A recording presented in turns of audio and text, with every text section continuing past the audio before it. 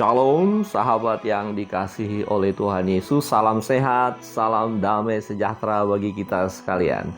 Sahabat yang dikasihi Tuhan, pada hari ini pembelajaran firman Tuhan dari 2 Tawarik pasal yang ke-17. 2 Tawarik pasal 17. Saya memberi tema adalah Tuhan membuat kokoh. Tuhan membuat kokoh. Bagian ini kita melihat bahwa Yosafat, kerajaannya dikokohkan oleh Tuhan. Yosafat diberkati, bahkan dia menjadi orang yang sangat terhormat dan kekayaannya luar biasa. Apa yang menjadi rahasia? Ya, Yosafat menjadi kokoh kerajaannya dan dia diberkati. Sahabat yang dikasihi Tuhan, kebenaran firman Tuhan di ayat 3 sampai dengan 6 demikian. Dan Tuhan menyertai Yosafat karena ia hidup mengikuti jejak yang dahulu dari Daud bapa leluhurnya dan tidak mencari Baal-Baal, melainkan mencari Allah ayahnya. Ia hidup menurut perintah-perintahnya dan tidak berbuat seperti Israel. Oleh sebab itu, Tuhan mengokohkan kerajaan yang ada di bawah kekuasaannya. Seluruh Yehuda memberikan persembahan kepada Yosafat, sehingga ia menjadi kaya dan sangat terhormat. Dengan tabah hati, ia hidup menurut jalan yang ditunjukkan Tuhan. Pula ia menjauhkan dari Yehuda segala bukit pengorbanan dan tiang berhala. Sahabat yang dikasihi Tuhan, kita melihat bagaimana kerajaan Yosafat kuat, kokoh, dia diberkati, ya dia terhormat, ya dia memimpin Yehuda dengan baik, dengan penuh bijaksana.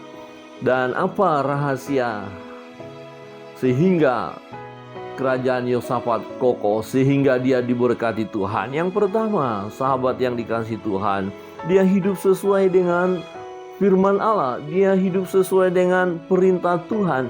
Dia mencari Tuhan, bukan mencari Baal. Dia tidak datang kepada Baal-Baal, tetapi dia mencari Tuhan. Dikatakan bahwa ia mencari Tuhan, hidup menurut jalan yang ditunjukkan Tuhan, meneladani Daud bapa leluhurnya. Ya, Daud kita kenal sebagai pribadi yang setia kepada Tuhan, taat kepada Tuhan.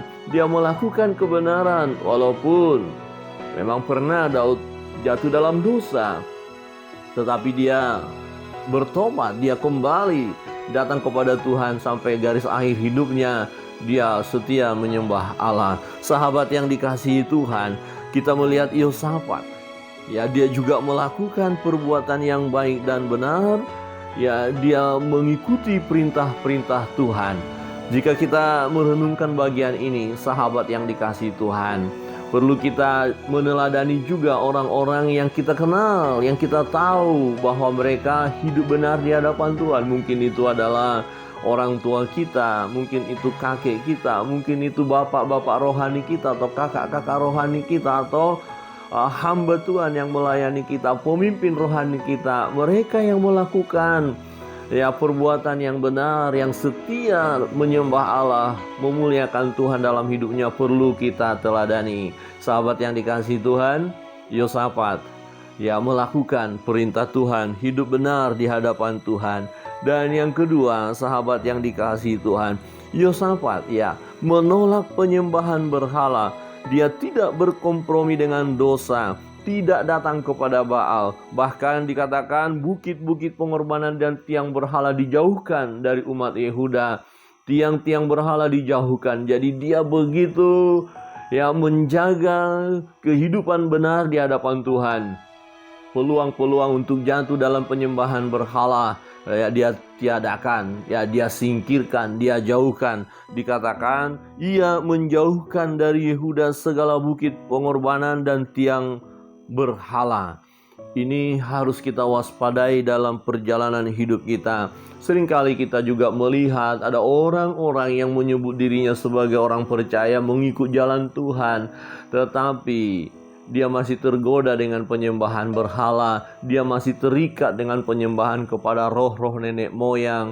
Dia masih asik dengan perdukunan. Dia melakukan kegiatan-kegiatan yang tidak memuliakan Tuhan, ya, dengan mengandalkan roh-roh jahat, roh-roh atau kuasa-kuasa yang bukan daripada Tuhan.